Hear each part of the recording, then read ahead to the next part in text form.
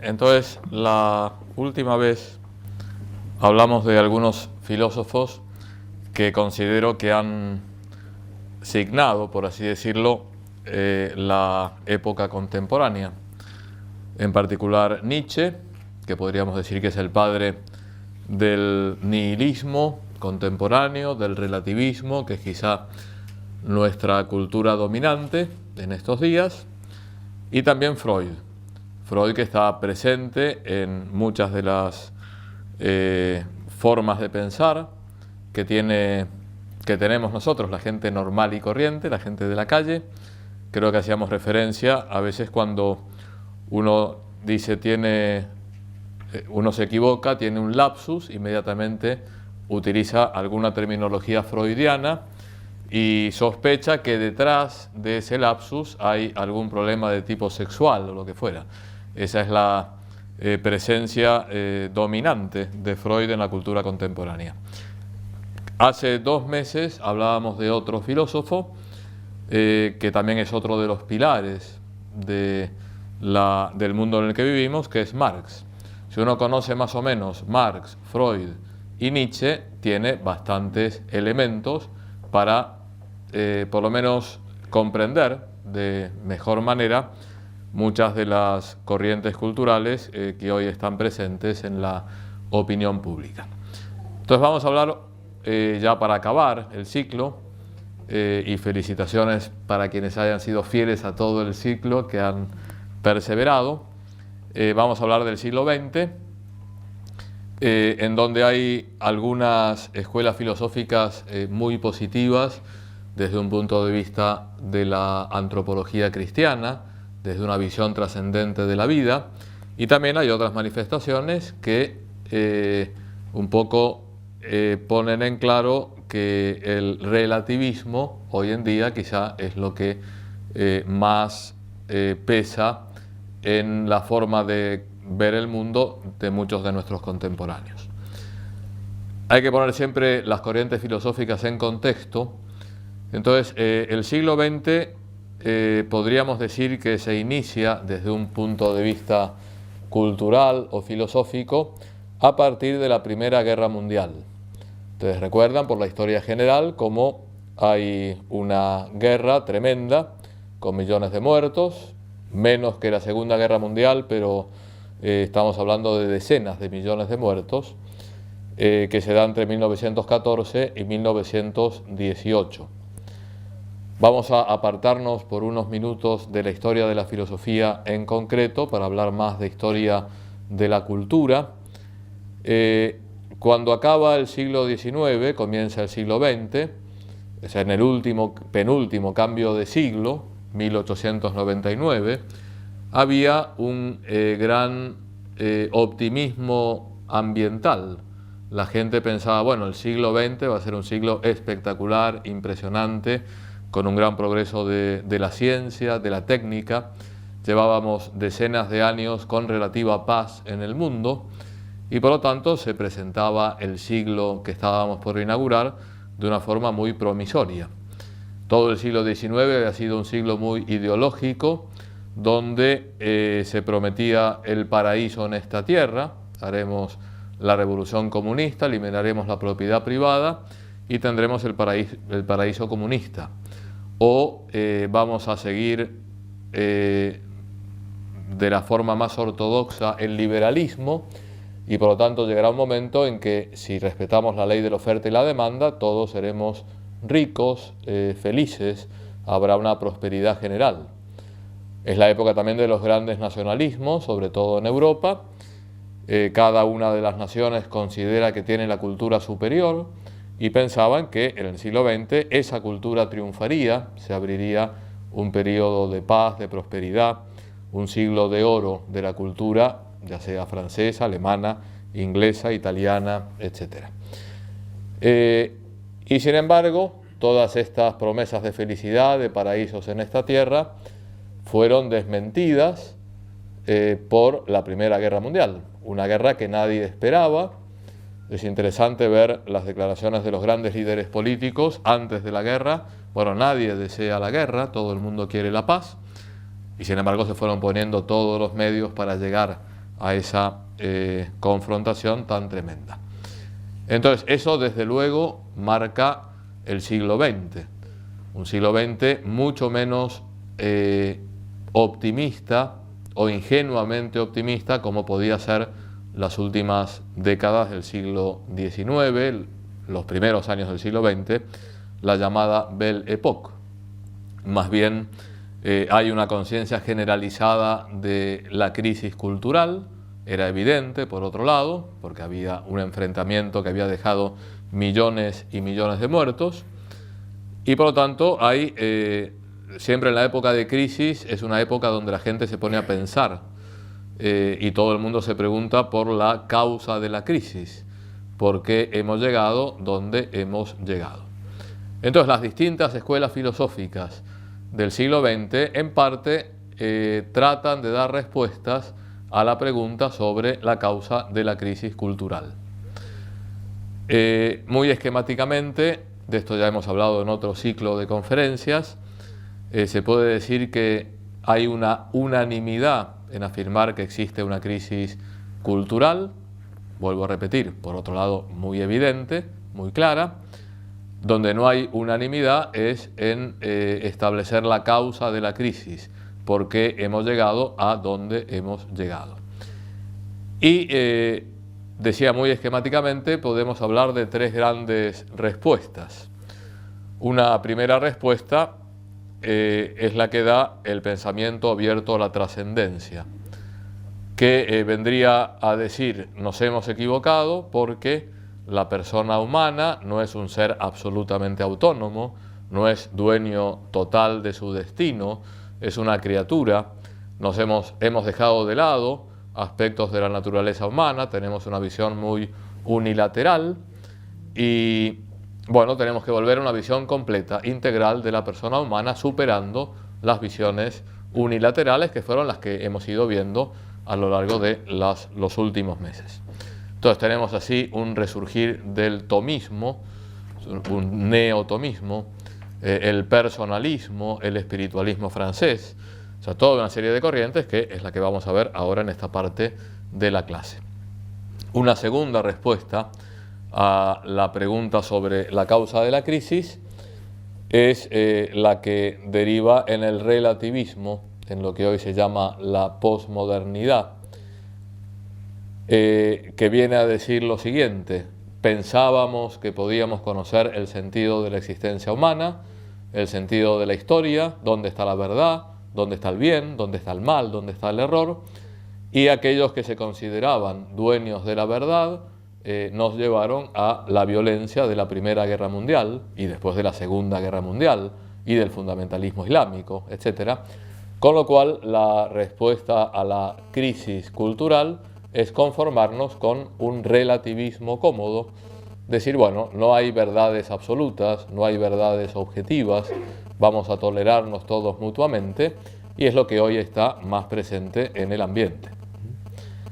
Una tercera respuesta, esta la dejamos de lado, simplemente la enuncio, es las que dan las mismas ideologías que fueron protagonistas de todo el siglo XIX, fundamentalmente los marxismos, socialismos, los nacionalismos, que si en el siglo XIX eran bastante moderados, en el siglo XX quieren llevar el pensamiento ideológico hasta las últimas consecuencias.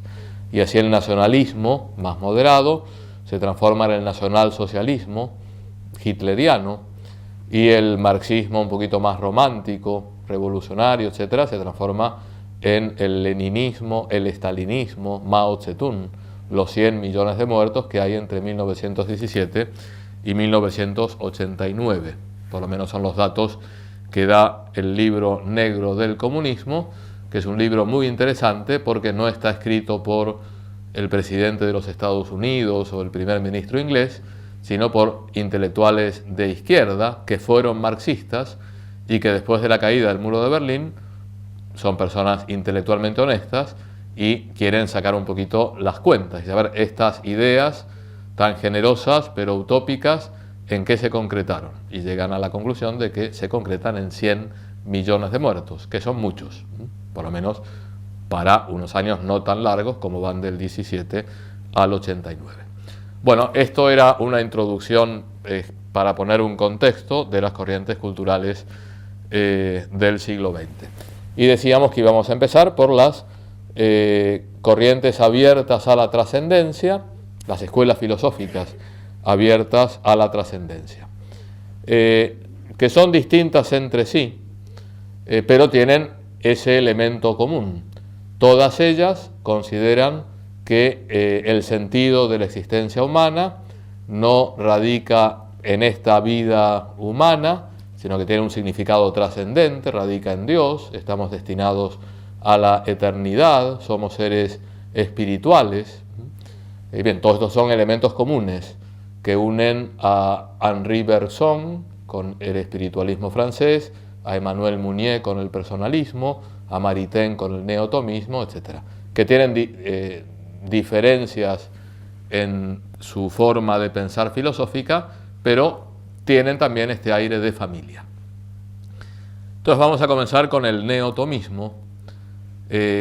Hace ya mucho tiempo hablamos de un señor llamado Santo Tomás de Aquino, que es la gran cumbre de la escolástica medieval, la síntesis mejor lograda de razón y fe, y que la Iglesia, sin tomarla como una escuela oficial filosófica, el tomismo, sin embargo, siempre la ha recomendado, o sea, seguir las líneas, las luces del pensamiento tomista.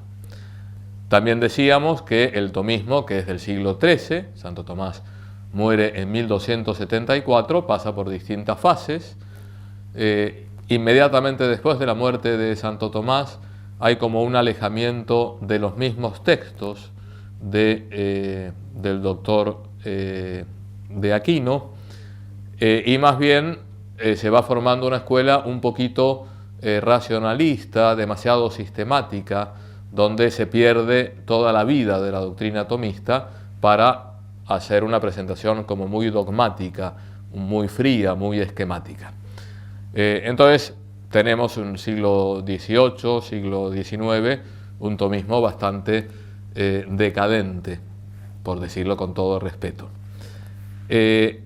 Será un papa fundamental, León XIII, es el papa de la última parte del siglo XIX, los primeros años del siglo XX, un papa que murió con 93 años. Les decía a los cardenales, ustedes eligieron al Santo Padre y parece que eligieron al Padre Eterno, porque seguía viviendo y con mucha lucidez mental. Bueno, en 1879, a los pocos meses de ser elegido papa, eres el sucesor del beato Pío IX, escribe una encíclica llamada Aeterni Patris, que trata de hacer un análisis de la cultura del mundo a él contemporáneo, fines del siglo XIX, una época donde hay un gran positivismo, donde se considera que la verdad está exclusivamente en la ciencia, que la fe es un mito, es una superstición, es una leyenda. Hay un gran racionalismo, que es lo que domina también en la lectura de la Sagrada Escritura. Hay toda una corriente de exégesis bíblica que trata de quitar todo lo sobrenatural de la Sagrada Escritura. Y entonces León XIII quiere reaccionar frente a este ambiente muy cerrado, a la trascendencia y a la visión cristiana de la vida, y considera que un elemento clave para resolver la crisis cultural es la vuelta a Santo Tomás de Aquino. Por lo tanto, en esta encíclica el Papa anima a los intelectuales católicos a volver a los textos de Santo Tomás, volver a la fidelidad, por así decirlo, del pensamiento tomista, sin dejar de lado todas las cosas verdaderas que se han ido descubriendo desde el siglo XIII hasta finales del siglo XIX. No quería León XIII que se hiciera simplemente una labor arqueológica de volver al siglo XIII, porque el mundo había cambiado. Ahora, lo que es verdad en el siglo XIII lo sigue siendo en el siglo XXI. Sobre todo el Papa dirá que hay que dejar de lado muchas formas escolásticas, lo que se llama el escolasticismo, la filosofía medieval que entra en decadencia en el siglo XIV, en el siglo XV, que se dedicaban a temas demasiado formales. Entonces, volver al verdadero Santo Tomás, a los textos de Santo Tomás, y en particular a esa síntesis armónica entre fe y razón. Entonces, la encíclica cayó muy bien dentro de la Iglesia. Habitualmente, cuando el Papa escribe una encíclica, se supone que cae bien, la gente está contenta con que el Papa nos ilumine, pero a su vez la encíclica tuvo consecuencias concretas, porque a veces los papas dicen muchas cosas, pero luego nadie las pone en práctica, se quedan en los papeles. En este caso no, y en toda Europa occidental, sobre todo en Europa latina, fueron surgiendo facultades de filosofía de inspiración tomista, revistas filosóficas donde procuraron profundizar en el pensamiento de Santo Tomás. Tres lugares claves del Renacimiento tomista son, por un lado, Bélgica, en particular en Lovaina. Hay un famoso cardenal, el cardenal Mercier, que funda una escuela neotomista, que tendrá como característica particular poner en diálogo a Santo Tomás con la filosofía contemporánea, y en particular a Santo Tomás con Kant. El resultado es, para mí, más que dudoso, pero es muy interesante la actitud de apertura y decir, bueno, vamos a poner en diálogo a Santo Tomás con los que vinieron después, porque es fundamental no quedarse anclados en el pasado. Luego en Francia se dan muchos centros neotomistas, se crea toda una escuela histórica para descubrir los auténticos textos de Santo Tomás, para estudiar el contexto en que fueron pronunciadas las clases de Santo Tomás o las enseñanzas del dominico. Y será sobre todo en Francia donde surgirá una figura, que hablaremos inmediatamente, que es el que vulgarizó o divulgó a Santo Tomás en el siglo XX, que es Jacques Maritain. Y también el otro foco de neotomismo será Italia, en particular la Universidad Católica de Milán, la Universidad Católica del Sacro Cuore, del Sagrado Corazón.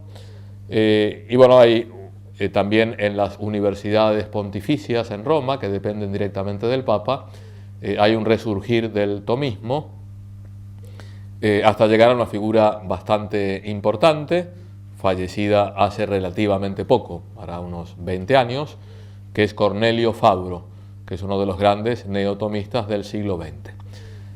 Para dar nombres y no quedarnos simplemente en corrientes, me parece que los tres grandes neotomistas del siglo XX son Jacques Maritain, Étienne Gilson, también francés, y Cornelio Fabro.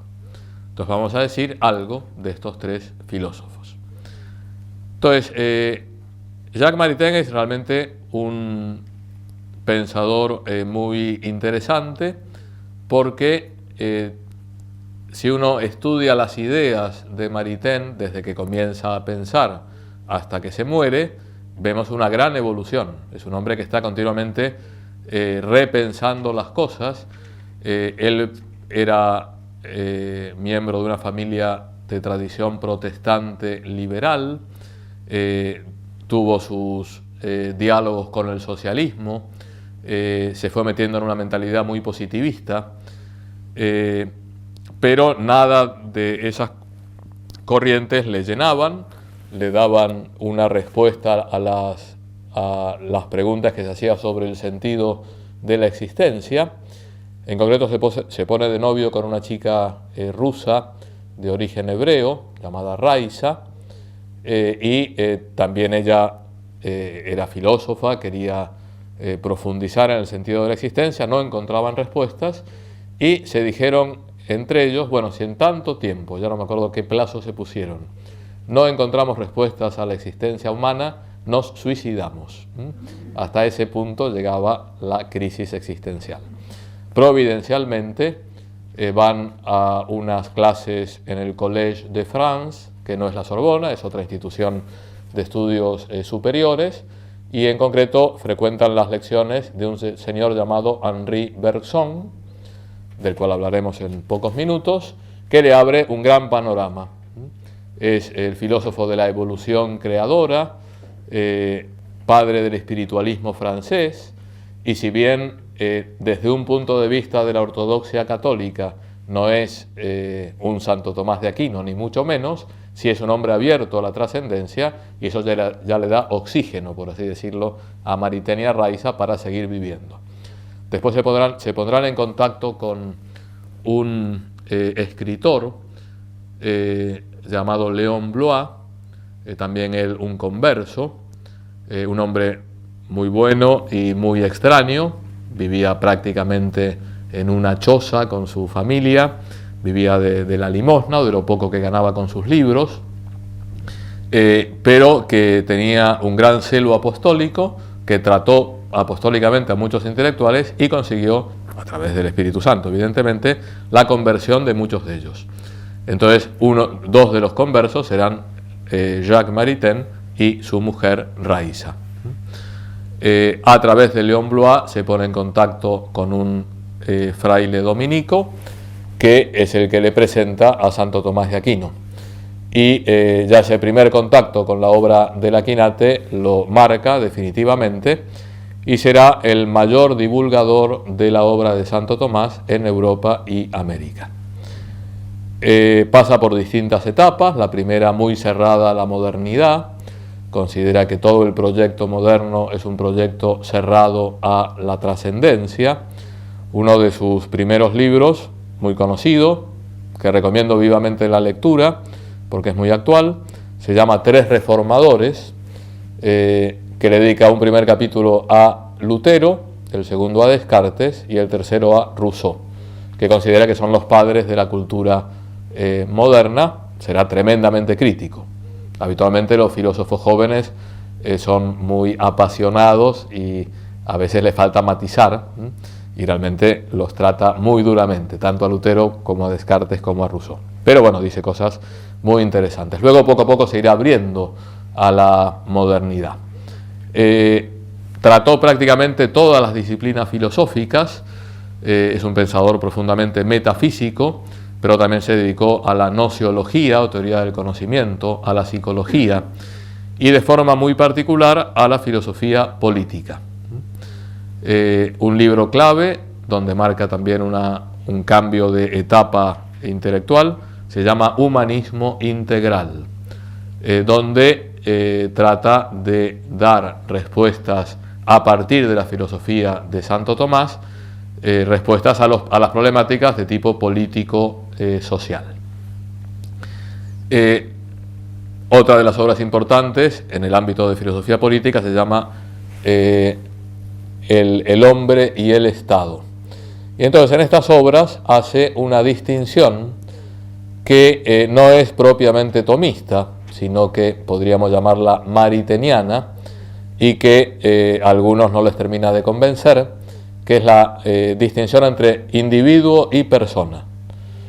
La persona es el ser humano individual, tomado en su integridad, alma y cuerpo, llamado a la trascendencia, que es donde radica fundamentalmente su dignidad, en la personalidad de cada ser humano. Mientras que individuo sería más un individuo, un elemento biológico, un elemento más de la sociedad, etc.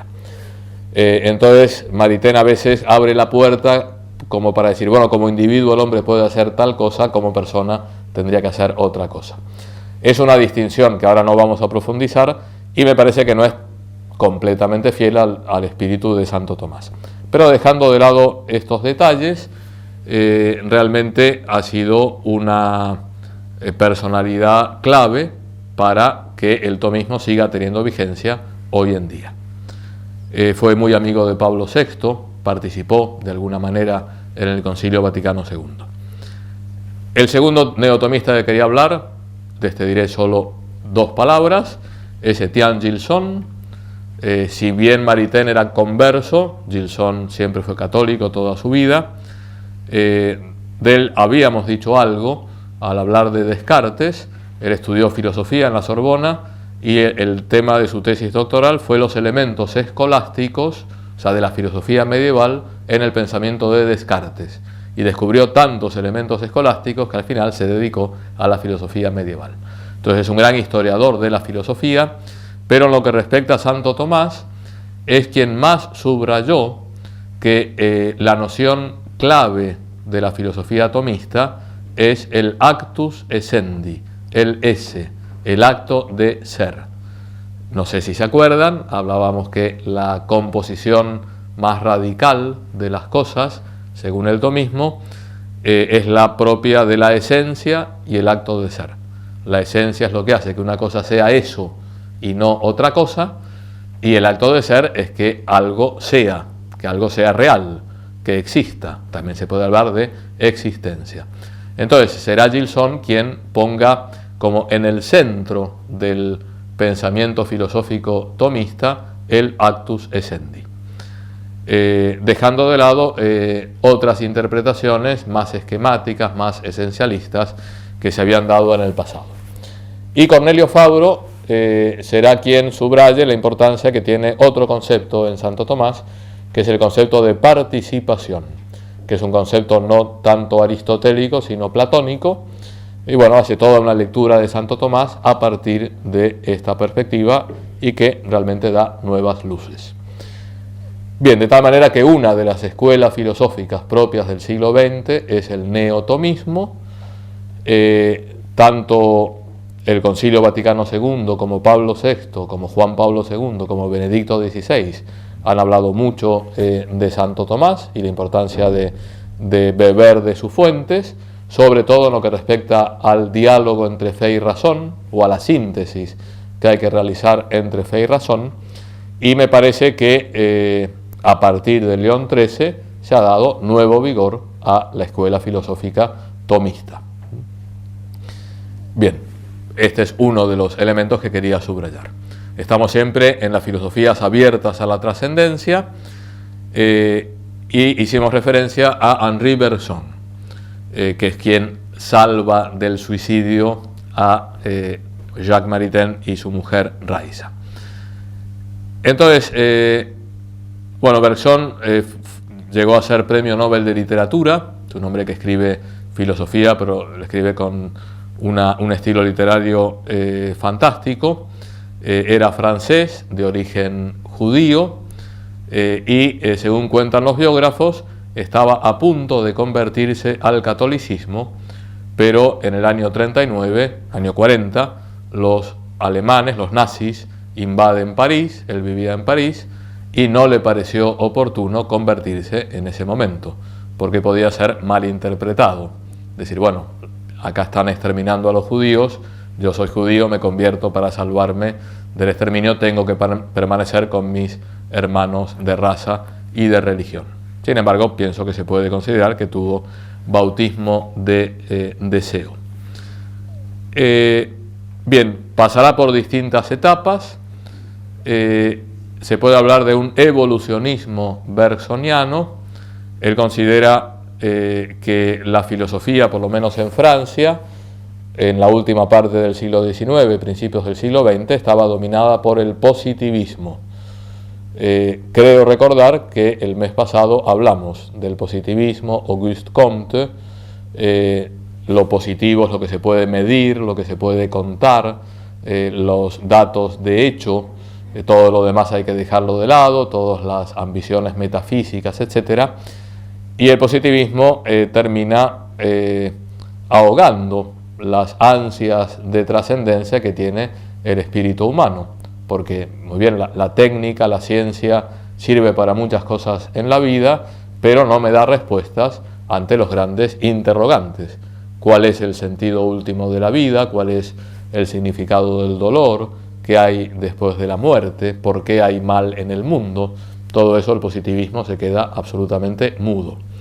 De tal manera que Bergson lo que hace es introducir oxígeno en el ámbito filosófico, subrayando el carácter espiritual de la persona humana, y como todo este mundo, él tiene una visión muy poética, quizá poco rigurosa desde un punto de vista filosófico, es más bien un poeta, pero tiene una gran intuición de que todo este mundo es una gran evolución del espíritu, que se va manifestando en distintas formas, pero que el alma humana tiene la capacidad de entrar en contacto con la fuente, el manantial de ese espíritu que va evolucionando a lo largo de la historia. Y esa fuente, ese manantial, en definitiva, es Dios. Por eso la vocación última del alma humana sería la mística. La mística, los grandes místicos, incluso Bergson llega a citar a Santa Teresa de Jesús, a San Juan de la Cruz, los grandes místicos españoles, logran entrar en contacto directo entre el alma y Dios. Bueno, esa es en definitiva la vocación última de la persona humana, el entrar en contacto con la fuente de la evolución creadora. Ya digo, desde un punto de vista de la filosofía cristiana, hay muchas cosas bastante incompatibles en Bergson. Sin embargo, si uno considera las consecuencias que trajo Bergson en el ambiente filosófico francés y europeo en general, es tremendamente positivo, es abrir la filosofía a la trascendencia. Una de las primeras obras de Maritain será la filosofía bergsoniana, y entonces ahí Maritain, que ya era tomista, y un tomista muy ortodoxo, dice que hay que distinguir entre el espíritu y la letra de un filósofo. Dice, bueno, la letra deja bastante que desear, dice Maritain. En Bergson, en cambio, el espíritu bergsoniano abre las puertas a la trascendencia y por lo tanto hemos de estarle muy agradecidos. Ya digo, fue premio Nobel de literatura, y eso es, a veces los filósofos son tremendamente oscuros, nadie les entiende. Bueno, si logró ser nombrado premio Nobel de literatura, se ve que tenía una gran capacidad de expresión o gran capacidad literaria. Bien, junto con Bergson hay otro filósofo, más o menos contemporáneo a él, muere un poquito en la mitad del siglo XX, que es Maurice Blondel. Maurice Blondel, que es el fundador de una escuela que se llama la Escuela de la Filosofía de la Acción, porque su tesis doctoral se llama precisamente La Acción, y sin ser tomista, más bien está bastante en la otra vereda, pero es profundamente cristiano y tiene toda una filosofía en plena armonía con la fe cristiana. Entonces, ¿qué dice Blondel? Además, personalmente era un hombre muy espiritual, que realmente tenía vida interior, que muy preocupado por los demás, por sus amigos, por sus familiares, por sus alumnos. Murió ciego y murió realmente rodeado de mucho cariño. Entonces, también Blondel se encuentra en este ambiente marcado por el positivismo, por la cerrazón a la trascendencia, por una mentalidad cientificista, pensando que la última palabra la tiene la ciencia. Y entonces Blondel considera que lo más interesante de la filosofía es el estudio de la persona humana, no tanto de la naturaleza material, y en particular el tema que se propone analizar Blondel es la acción humana. La acción humana. ¿Por qué actuamos? ¿De dónde surgen las acciones que realizamos en la vida?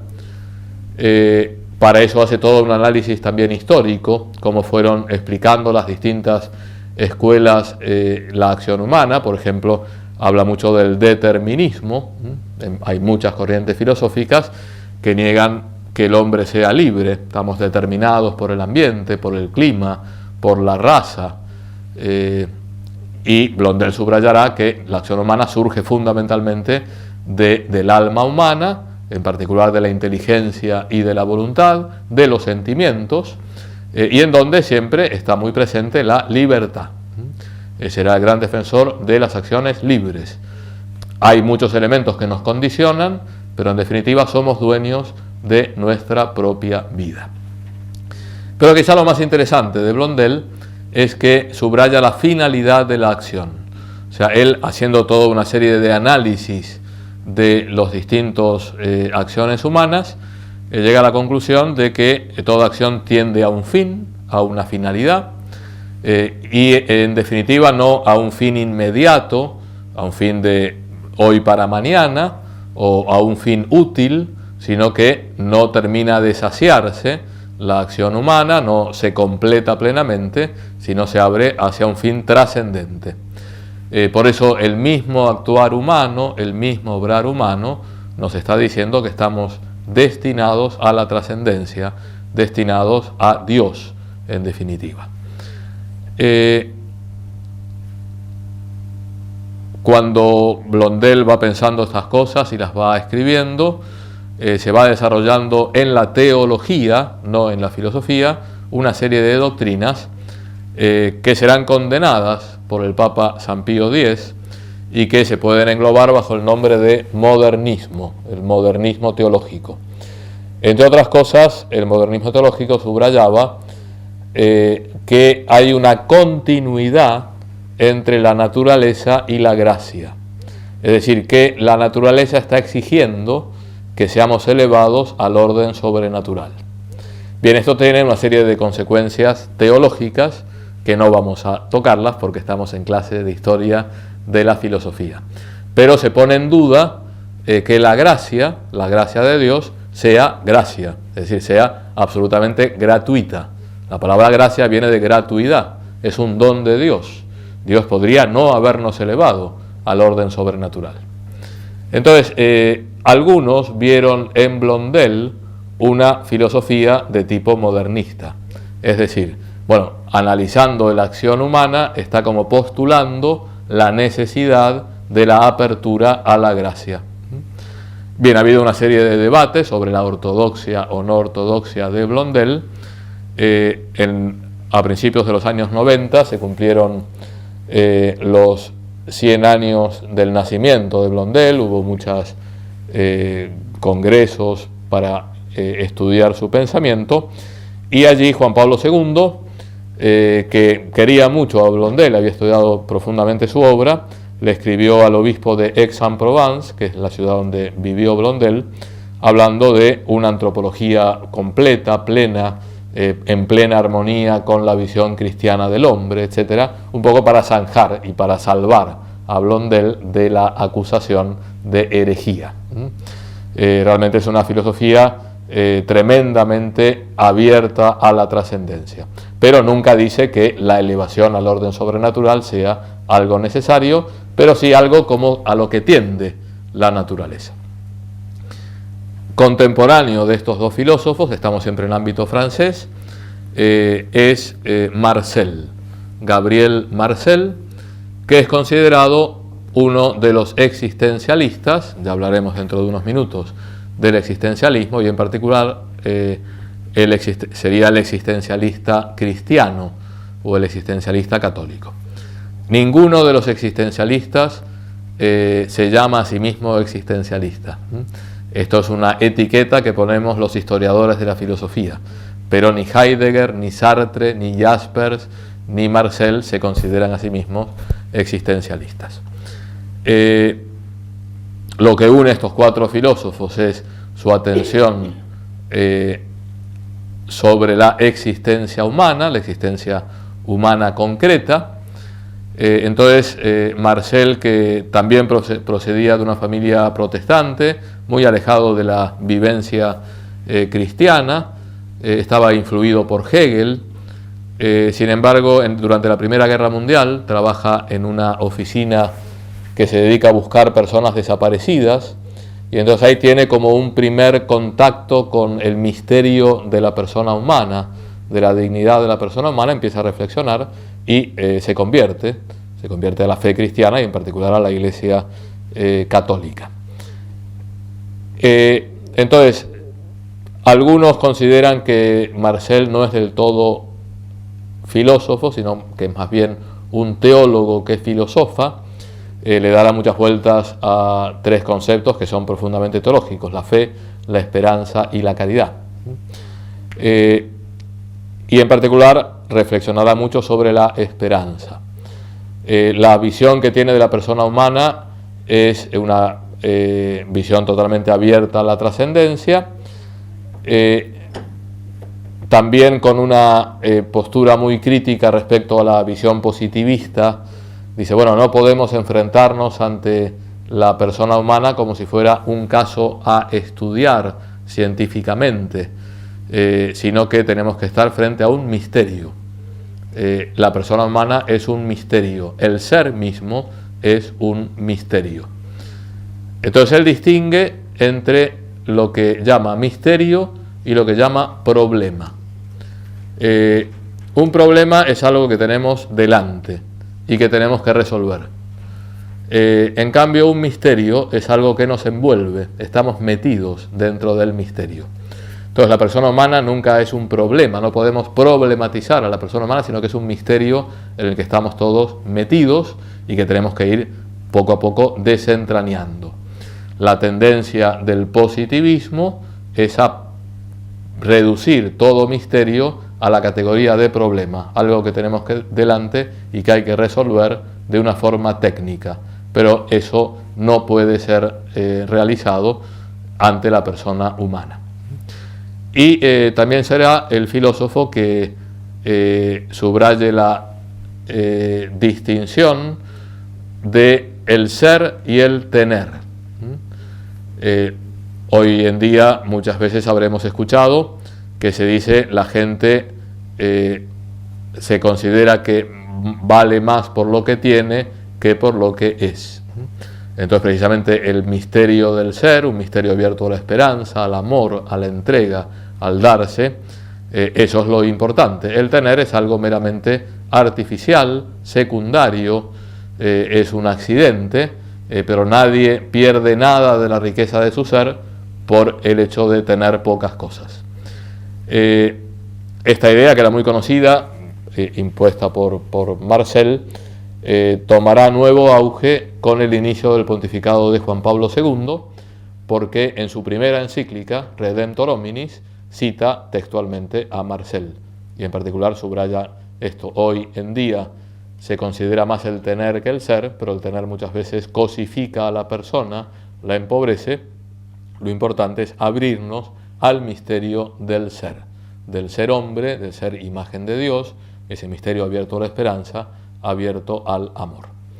Bien, filósofo tremendamente positivo que tiene muchas cosas que decir al mundo contemporáneo. Bien, y junto con el neotomismo, con Bergson, con Blondel, con Marcel, es la clase más positiva que estoy dando, porque en general todas las otras clases era presentar filósofos bastante incompatibles con una visión abierta a la trascendencia o al espíritu. Entonces, junto con todos estos filósofos, se desarrolla a lo largo del siglo XX, hasta hoy en día, una corriente filosófica llamada el personalismo, que no es una escuela filosófica propiamente dicha, sino una actitud filosófica frente a la persona humana. Hay un filósofo que se llama a sí mismo personalista, que crea una escuela filosófica personalista, que es Emmanuel Mounier.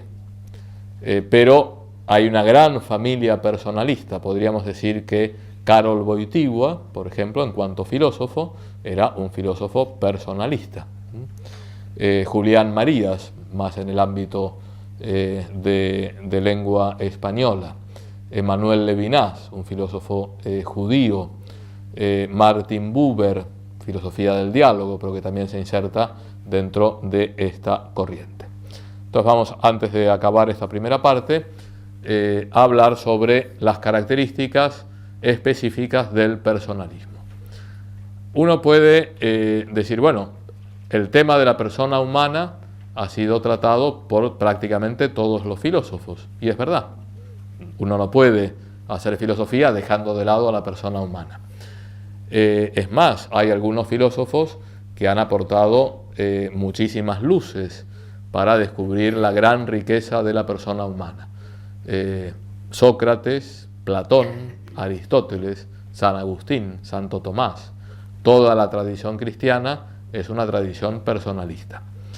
Pero lo específico del personalismo, por lo menos del personalismo contemporáneo, es tomar a la persona humana como el centro de la especulación filosófica, como lo más importante, alrededor de lo cual gira todo. Entonces hay una actitud personalista en los demás filósofos, pero en concreto podemos hablar de un pensamiento que gira en torno a la persona humana. Entonces podemos hablar de una serie de características comunes a la tradición personalista universal y otras características propias del personalismo contemporáneo. Entonces, lo que une a San Agustín, Santo Tomás, Emmanuel Mounier, el mismo Descartes, etc., se parte de una visión realista. Existe un mundo de cosas creadas, un Dios creador distinto de este mundo, es decir, se establece la gran distinción entre el creador y la creación.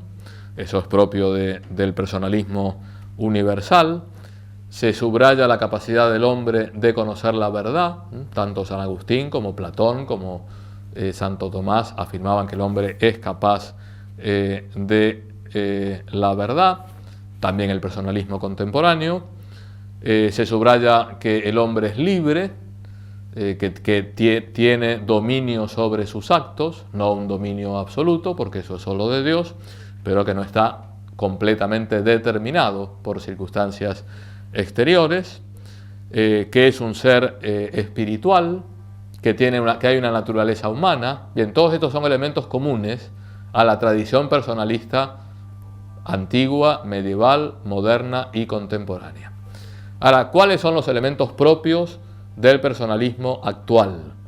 Del de Emmanuel Mounier, del de Karol Wojtyła o de los que se está desarrollando en estos días. Entonces, el primer elemento es que subrayan la distinción radical, insalvable, por así decirlo, entre cosas y personas. Y por lo tanto se impone la necesidad de emplear categorías filosóficas propias para hablar sobre la persona humana. Vamos a ver, se puede decir que el hombre, la mujer, es un ente. Un ente que significa lo que es. Ente, algo que es. Pero un ente es tanto la persona humana como un repollo.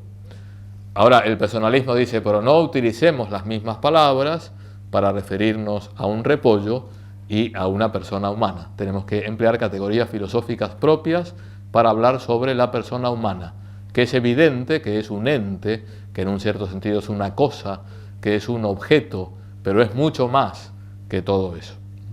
Entonces, la especificidad de la persona humana.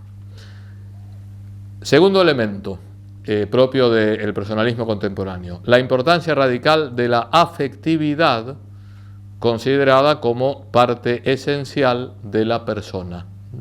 Es decir, los sentimientos, las emociones, el corazón debe ser objeto de reflexión filosófica. Si tomamos nosotros la antropología de Aristóteles o la de Santo Tomás de Aquino, se habla de pasiones, de emociones, etc. Pero siempre desde una manera demasiado objetiva, quizá un poco distante, un poco fría. En cambio, el personalismo dice, bueno, así como nos hemos dedicado siglos y siglos a darle vueltas a la inteligencia o a la voluntad, las facultades espirituales del alma humana, vamos a profundizar en todo el tema de la afectividad, ese terreno que se mueve entre la inteligencia y la voluntad, toda la filosofía del corazón. Un precedente del personalismo contemporáneo es un señor llamado Pascal, contemporáneo de Descartes, está bastante en las antípodas de Descartes, que es el que dice que el corazón tiene unas razones que la razón no conoce. Hay razones propias del corazón, esto me lo dice el corazón. Bueno, todo esto no puede quedarse simplemente en un poema romántico, sino que tiene que ser objeto del pensamiento filosófico. Y por lo tanto, hoy en día hay muchísimas filosofías de la afectividad, de los sentimientos, también estudios de tipo psicológico, que es bastante clave, porque todos tenemos problemas de afectividad, y forma parte esencial de la persona humana. Tercer elemento característico del personalismo contemporáneo. La persona humana está abierta a la relación interpersonal. La persona nunca se completa a sí misma, nunca puede ser autorreferencial, sino que la misma naturaleza humana está abierta a el diálogo interpersonal, a la relación interpersonal. Por lo tanto, la categoría relación, que según el pensamiento aristotélico tomista era simplemente un accidente, cobra en el personalismo una importancia esencial.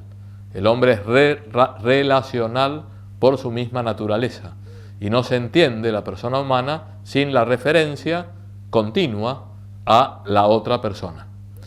En torno a este tema se desarrolla la filosofía de Martin Buber, que es un filósofo judío que tiene un libro llamado Yo y Tú, que ahí afirma, por ejemplo, que un yo nunca es un yo, sino frente a un tú. O sea, uno se descubre a sí mismo en la relación con el otro, en la donación. Bien, todo esto que es filosofía, sin embargo, está imbuido de antropología cristiana. Y vamos a profundizar un poquito en esto, porque me parece que puede dar muchas luces. Siempre la tradición cristiana ha afirmado que el hombre está hecho a imagen y semejanza de Dios. Y habitualmente se dijo, bueno, ¿dónde está la imagen y semejanza? En que tenemos alma espiritual, inteligencia y voluntad, y Dios también es espíritu. Muy bien, es verdad, pero es muy pobre esa afirmación. Si dejamos de lado la filosofía, nos metemos un poquito en la teología, nos dirá la teología trinitaria que Dios es uno y trino, Padre, Hijo y Espíritu Santo. En concreto la Trinidad, que no podemos entender plenamente. Si hay aquí alguno que entiende plenamente la Santísima Trinidad, sería un hereje, que no va a ser condenado ni denunciado ni nada, porque es algo que supera por completo la capacidad de la razón humana. Pero una forma de explicar la Santísima Trinidad es decir que cada persona, Padre, Hijo y Espíritu Santo, se identifica con su relación. Es decir, ¿qué es el Hijo? ¿Quién es el Hijo? El Hijo es la relación de filiación que tiene con el Padre. ¿Y qué es el Padre? Es la relación de paternidad.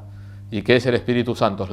Es el amor personificado, las relaciones de amor que tienen el Padre y el Hijo. De tal manera que en la Santísima Trinidad la relación no es un accidente más, se identifica con la persona. Si el hombre, la persona humana, es imagen y semejanza de Dios, esta relación interpersonal tiene que ser mucho más que un simple accidente o un simple decir la persona es un ser social por naturaleza. Es algo que constituye la misma naturaleza humana. Por eso el Concilio Vaticano II, la Gaudium et Spes, dirá que la persona humana no se realiza sino en el don sincero de sí. Qué interesante. Para realizarse plenamente, la persona humana tiene que donarse, tiene que darse, tiene que entregarse. Una persona realizada no es una persona que está siempre pensando en sí misma, sino más bien que se olvida de sí misma para darse a los demás. Eso es la esencia del matrimonio, es la esencia de la familia. Eso supera tanto el colectivismo marxista como el individualismo liberal. Da muchísima luz esa frase. La persona humana se realiza en el don sincero de sí. Es decir, el misterio de la persona humana, como diría Marcel, lo podemos entender mejor a partir de la relación interpersonal, de las relaciones que tengo con las demás personas, que son relaciones de amor, de entrega, de perdón, de comprensión, de ayuda, de servicio, etc. Entonces esto es clave para el personalismo, gran inspiración cristiana, gran inspiración bíblica, porque grandes filósofos personalistas no serán católicos ni cristianos, sino judíos, como decíamos Martin Buber, y también otro que es Emmanuel Levinas, muy admirado por Karol Wojtyła, que tiene toda una filosofía del rostro. Dice, uno descubre a la persona humana en el rostro, en la cara del otro, que es una cara que me está pidiendo comprensión, cariño, escucha, atención, etc. Todo esto habla de la de la intrínseca relacionalidad de la persona humana. Bien, cuarto elemento del personalismo contemporáneo es sostener la primacía absoluta de los valores morales y religiosos sobre los valores meramente cognoscitivos. Es decir, el conocimiento es algo muy importante, el conocimiento técnico, científico, es una dimensión fundamental de la persona humana, pero donde la persona humana se juega, por así decirlo, no es en la ciencia, sino es en la moral, en la ética, en la religión. Quinto elemento, el personalismo contemporáneo tematiza filosóficamente la dimensión corpórea de la persona. Es decir, toda persona es un espíritu encarnado. Eso es una definición que da Marcel, que creo que es muy buena definición. La persona humana es un espíritu encarnado, no es un espíritu, no es un cuerpo, es un espíritu encarnado. Y eso es la persona. Demos un salto a la teología. La teología cristiana, la escatología, habla que después de la muerte es la separación de alma y cuerpo, nos iremos al cielo, al infierno o al purgatorio, pero solo con el alma. El cuerpo se quedará acá y después, al final de los tiempos, resucitaremos con nuestros cuerpos. Es algo que, por así decirlo, exige la persona humana volver a unirse el alma con el cuerpo. No es lo natural estar solo con el alma. Lo natural es estar unidos al cuerpo. Entonces, hay que tematizar filosóficamente la corporeidad y la sexualidad. También tiene que ser un tema filosófico. Por eso la persona siempre es una persona sexuada. Esto es muy interesante, profundizar en estos temas para dar una respuesta a la ideología del género que sostiene que la persona no es sexuada, sino que la identidad sexual es algo que podemos definir o decidir cada uno de nosotros libremente con la propia actividad sexual.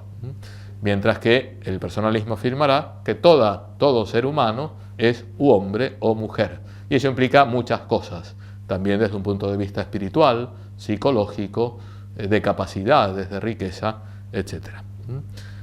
No es que Santo Tomás de Aquino o Aristóteles no hayan hablado de estos temas, pero evidentemente no como un tema que hayan profundizado suficientemente, por lo menos para los intereses de la sensibilidad contemporánea. O sea, el personalismo creo que va directamente a la sensibilidad contemporánea. Otro tema, el personalismo debe ser comunitario, dadas las características relacionales de la persona humana. Por eso será un elemento importante todo lo que se refiere a la filosofía política y en particular a la filosofía de las relaciones sociales. El personalismo, desde un punto de vista de la filosofía política, tenderá a superar la antinomia entre colectivismo de tipo marxista e individualismo así atomizado de la sociedad liberal. Se trata de crear una sociedad de comunidades, que la persona se realiza plenamente en la comunidad. La familia es una comunidad, la sociedad civil es una unión de comunidades, etc. Después, la filosofía no puede reducirse a una mera labor academicista, es decir, algo que solo se enseña en la universidad para ser filósofos profesionales, sino que la filosofía tiene que tener una gran apertura a la cultura popular, a la cultura que se divulga a través de los medios de comunicación, para procurar volver a dar la dimensión espiritual de la persona humana. Las últimas características, me he extendido mucho, perdón, es la apertura al diálogo con la religión y en particular con la fe cristiana. El personalismo no necesariamente tiene que ser un personalismo cristiano, pero desde la perspectiva de una visión completa de la persona humana se establecen puentes, ámbitos de diálogo con la fe. Y por último, una actitud tremendamente abierta respecto a la filosofía contemporánea, porque el personalismo se considera filosofía contemporánea. No son medievales que están en diálogo con Nietzsche, sino que son contemporáneos de Nietzsche, de Heidegger, de Sartre o de los postmodernos, y tiene plena carta de ciudadanía en la filosofía contemporánea esta corriente llamada personalista. Bien, esto influirá mucho en la Declaración de los Derechos del Hombre de las Naciones Unidas. Detrás está un señor llamado Maritain, que también es personalista. La antropología del Concilio Vaticano II se nutre en gran medida de filósofos personalistas, y me parece que es lo más positivo que tenemos en el mundo contemporáneo, por lo menos en estos ámbitos filosóficos. Entonces, todas estas son filosofías de la trascendencia que hacen del siglo XX un siglo muy positivo. Hacemos una pausa y en 10 minutos volvemos.